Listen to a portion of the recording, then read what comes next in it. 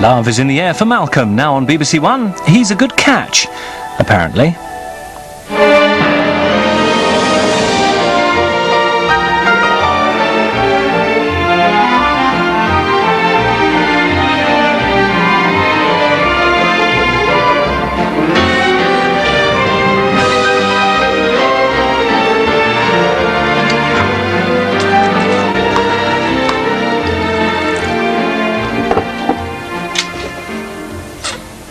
Bran's not supposed to taste nice, Malcolm. It's rubbish. It's got a job to do. And I can't say what because we're eating. But let's just say it helps smooth things along. You know, waste products and excreta. I don't need any help though, Mum. Well, I was reading this article the other day and it said that if you lined up all the constipated people in Britain, the queue would stretch around Wembley 3 times. Blimey, Charlie. Why Wembley, Mum? Well, Wembley's in London. That's where all the constipated people are. Glad we don't live near Wembley, Mum. Oh, imagine having to push through that line-up every morning to get to the bus stop. Oh. Best off having Bran every day, aren't we? Oh, your dad's nasal hair needs trimming again. Oh, Mum, it's your turn. All right, but you'll have to hold his head down. Right.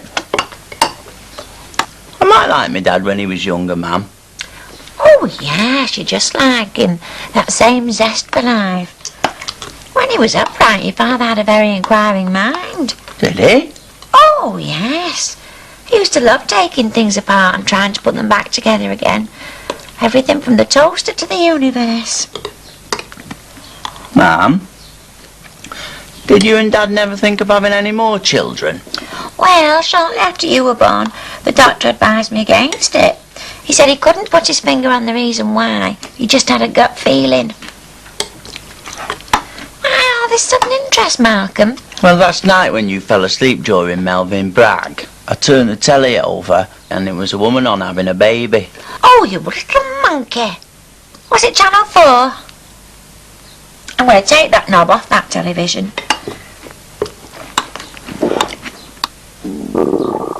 Mum, I think that Brown's working. Oh, you dirty article. Get upstairs. Don't use those wet wipes. They're only for show.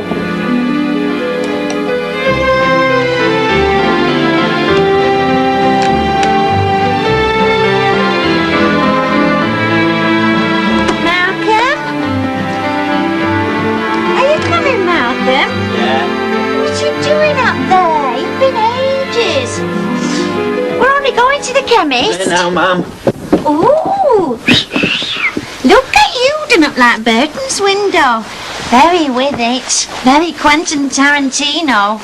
I think you're quite partial to that Judith Potts. I'm not. Well, it's not Mr. Mallet you're getting all dressed up for. Right, come on. Want to be back for Richard and Judy. Susan Brooks is doing shoe pastry. Apply this ointment to the swollen area twice a day, especially at night. Then it can work its magic whilst you are sleeping. Thank you, Mr. Malik. Ah, Mrs. Merton and Malcolm. How's Mr. Merton? Oh, senior as ever. Hey, what was that ointment for she was having? Sweat glands under her armpits. Really? She's out one of those new Barrett's arms as well. Hello, Judith. Have you seen Malcolm? It's Judith. Brought my Malcolm with me, Judith. Hello, Malcolm. Oh, Judith. Oh, that athlete's foot powder, it cleared up the fungal growth between his toes. A treat, didn't it, Malcolm? It was only one foot, Mum. You're making it sound like it was both. Now don't throw it away. It lasts for up to 6 months. Oh, I'm sure I'll find some other use for it. Looking very bonny today, Judith. Are you courting at all? No. Well, you won't believe this, but neither's my Malcolm. What do you think of that, Mr. Malik? Sometimes I wish I was single. Oh, so do I. At least your wife's not bedridden. She may as well be. All she does is watch Ricky Lake. Oh, before I forget, Lily's coming in this afternoon with a prescription for cystitis. Thank you. I will look forward to that. Have you seen the film Titanic, Judith? No, I haven't. It's about a sinking boat.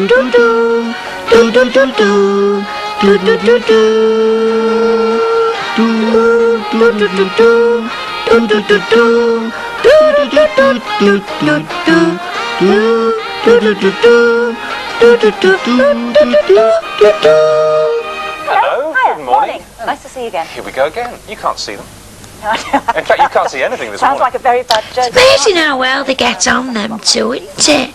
They're married, you know. Not mother and son. Which one Are they? is worth it? Oh, yes. Who's Peter Ustinov? Oh, I don't know.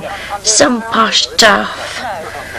They've gone above themselves, them two, since they've moved to London. Seen it on the catwalks already. In fact, I mean, we did the Givenchy show just recently, and it was all kind of 40 shots. Nicky and, Clark. the shoulder pads are sort of...